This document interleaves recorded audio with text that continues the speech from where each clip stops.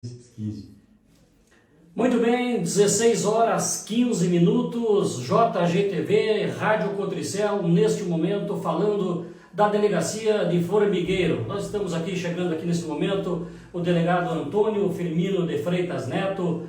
Formigueiro foi impactada nesta terça-feira pela morte da vereadora Elisiane Rodrigues dos Santos, do Partido dos Trabalhadores. A polícia recebeu esta informação inicialmente, não sabia do que se tratava, veio as equipes de perícia, os primeiros trabalhos foram feitos, depois se confirmou que era a vereadora, mas logicamente que a gente tinha que esperar, nós que trabalhamos com a notícia, com os fatos, embora as redes sociais já estivessem fervilhando em relação ao que seria a vereadora, só o trabalho da perícia e da própria polícia poderia ocorrer com essa identificação.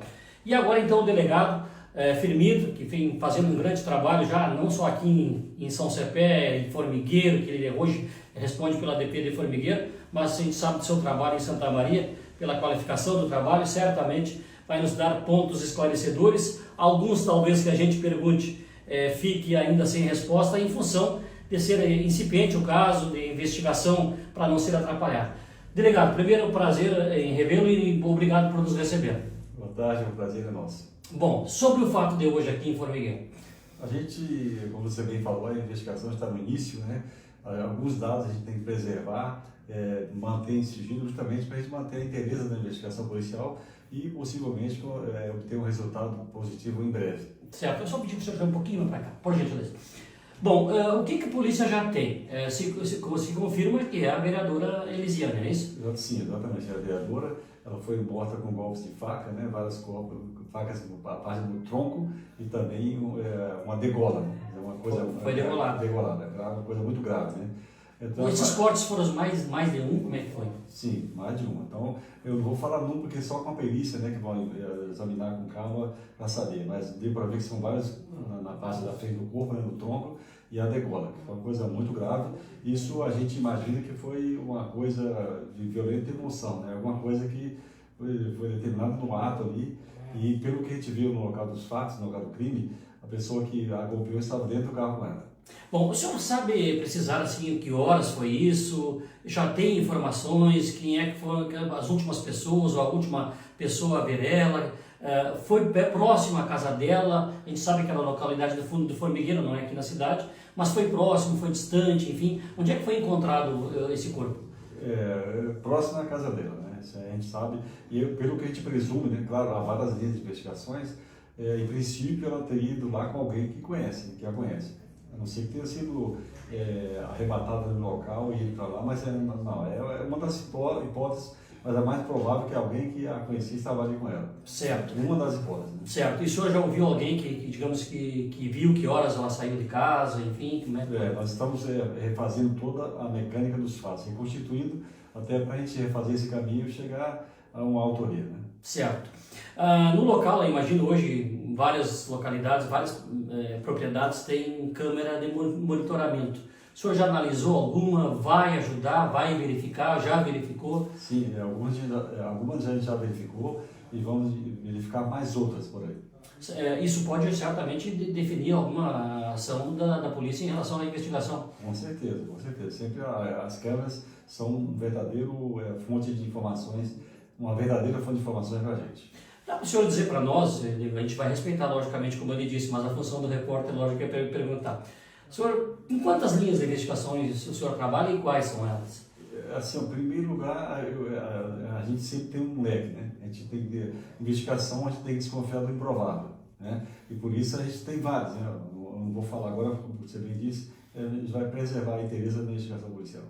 O senhor tem aí já algum dado preliminar da perícia em relação a se tem impressões digitais que possam ajudar e no carro tinha, enfim? Não tem, até porque a parte da perícia vai ser encaminhada, a resposta mais objetiva, né, que possa ter é a partir deles, né? Claro, eu pedi todas essas perícias, né, tudo em relação ao corpo, em relação a exame toxicológico, alcoólico, enfim, violência sexual, qualquer coisa, né? Qualquer tipo de informação que a gente precise para fundamentar a investigação policial, a gente pediu. Até a papiloscópia, né? Certo.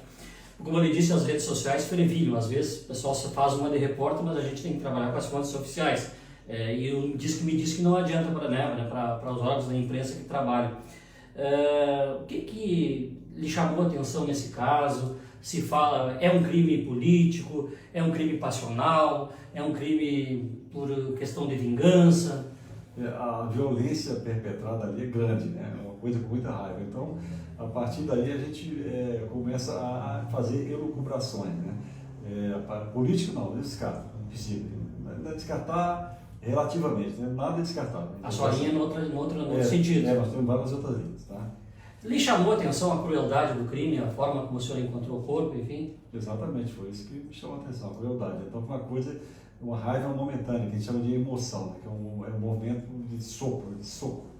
Delegado, quantas pessoas o senhor já ouviu? A gente sabe que, como eu estou dizendo, é incipiente, né? O caso, assim, o senhor retornou do local. Já ouviu umas 4 pessoas, vamos ouvir mais, né? Então, reconstituindo toda a mecânica dos caminhos dos fatos, né? Certo. Algum fato mais que eu gostaria de destacar para a gente? Não, por hora não.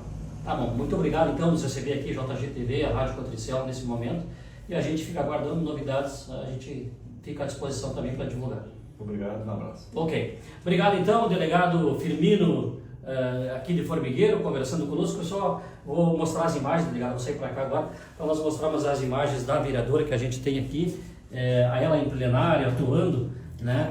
E obrigado, delegado. Então, para os nossos ouvintes, primeiro eu vou mostrar para vocês o veículo que foi há pouco apreendido pela polícia, né?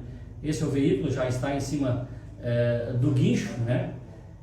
Aqui as imagens do veículo, nesse carro que a vereadora estava, o carro era dela, né? E ela foi encontrada então com diversos golpes de faca. Inicialmente pela manhã, quando também se noticiou, por isso que a gente tem que ter todo cuidado, falava-se em disparos de arma de fogo. E, no entanto, aqui está a vereadora atuando em plenário, essa vereadora Elisiane.